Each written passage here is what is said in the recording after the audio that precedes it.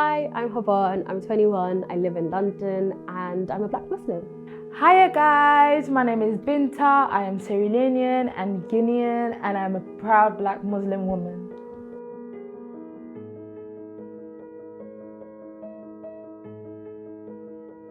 Black History Month means so much to me. It means the struggle that we've been through in the past. It means the struggle we're going through currently and hopefully a brighter future with injustice behind us and equality.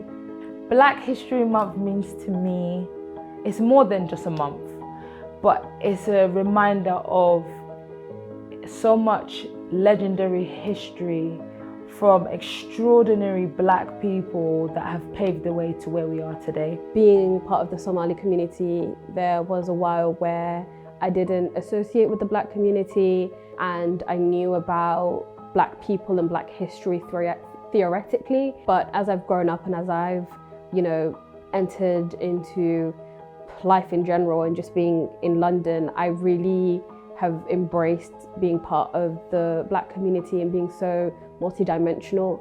Black History Month is filled with love, it's filled with hardship, it's filled with victory as well. That's what it means to me. I don't think as a Somali person I have to prove my religiousness because as a population we are very Muslim, but I think that there is definitely some of that in the Black community where people feel like they have to prove their religiousness, they have to prove their understanding of the religion. Being an Black African Muslim comes with challenges because we have a beautiful technique in mixing culture and religion. So sometimes you will see a hijabi at a wedding dancing, shaking her, strutting her trot, should we say, and having a good time. And you have other people that will look at that to be like, what you're doing is haram, music's haram. And it's really reflected in mosques, which I think is very unfortunate. And there is a huge disconnect between the Black community and the Muslim community. And those two statements aren't always mutually exclusive, which I think is very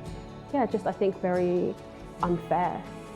And it's like, they have a point, but it's like, you feel like, because we grow up in a upbringing whereby sometimes the religion and culture is intertwined as one, you don't know how to differentiate the two. So I feel like sometimes you feel like you have to explain yourself, why you do things a certain way or why you indulge in certain things. So I would say, as a Black African Muslim, I do see why people feel like they have to explain themselves, but I don't explain myself to anyone because I let answer to Allah. I do feel like there's a divide in the Black community, but I don't feel like it's down to us being Muslims because Islam preaches peace, unity, togetherness and love.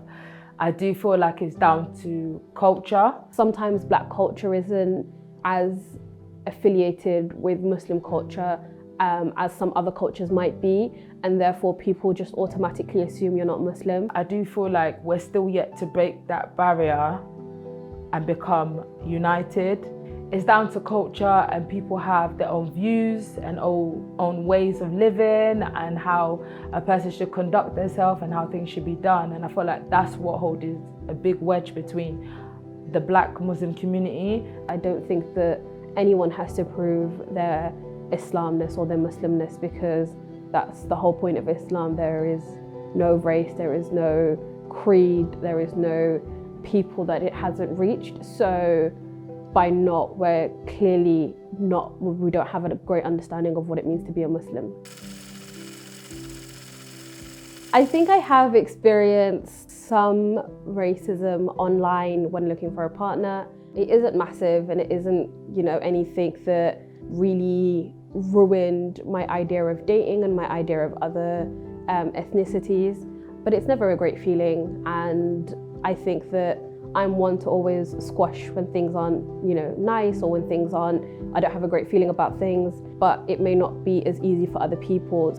I would say we have less of a chance to match with people. I do feel like that in a sense because of obviously through the years and through experience that I've had and experiences I've seen people that are also Black like myself, you feel as though you kind of hold back on experiencing certain things because you have the fear of rejection or the fear of not being welcomed. So I feel like we may not have access to a more wider range of, preferences, but there's still preferences there, but maybe not on a wider scale, I would say. I hope that when people do say things, they are just a bit more mindful, and I like to think that people don't say things with malice. So just be aware of the effects that your words might have, and that someone might really internalize them and it might affect their understanding and the way they see themselves. I think that it's a lot harder for people to be racist to your face, but there are definitely systematic racisms out there and just stereotypes that people will treat you with. So it's a bit more covert, but it's definitely there. I actually do have a time in which I was in primary school. I was in year 6 at the time, and I was in the playground, and I think in the whole school there was like 3 black people, 1 teacher and 2 students. So imagine in the whole primary school.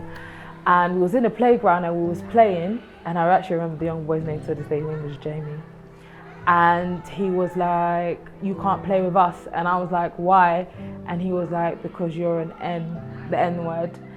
And I remember I felt so upset, and I felt very warm. It was a very warm but very winded feeling at the same time. Like, I've never experienced this before. Like, what is this feeling? But I knew that it was a big amount of rejection, uncomfortability, and that was the first time I ever felt a sense of not belonging, which was quite sad at such a young age, from a simple thing as being in a playground and just playing and being a child. I was definitely treated differently in my childhood because of my skin colour, but also because I was an immigrant. I didn't speak the language when I first came, and I definitely experienced that. And then on top of that, I started wearing the hijab from a very young age, and so I was targeted on many different levels. Obviously, as I got older, it wasn't as apparent and people sort of grew up a little bit more, but I've definitely experienced wearing a jilbab to the mosque or going to Quran classes and being looked at a certain way. So yeah, it's something that I've definitely experienced throughout my life. I dealt with it in the way I felt like was best. Unfortunately, I ended up beating him up, and I got into a lot of trouble. But I remember I only felt like I opened up to my parents about it because obviously I got into trouble. I didn't feel like it was a shock to me then. So I felt like it took me a while to process. So it wasn't a thing of, oh my God, I felt like I need to tell somebody.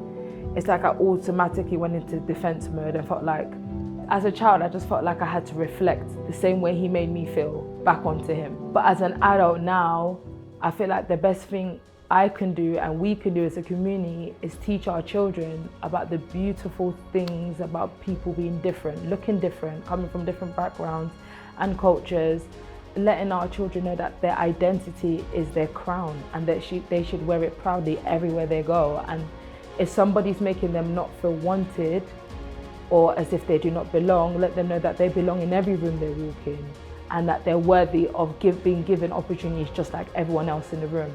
So I feel like the importance of letting our children and we as adults knowing our identity and being proud of our identity is the biggest weapon against racism.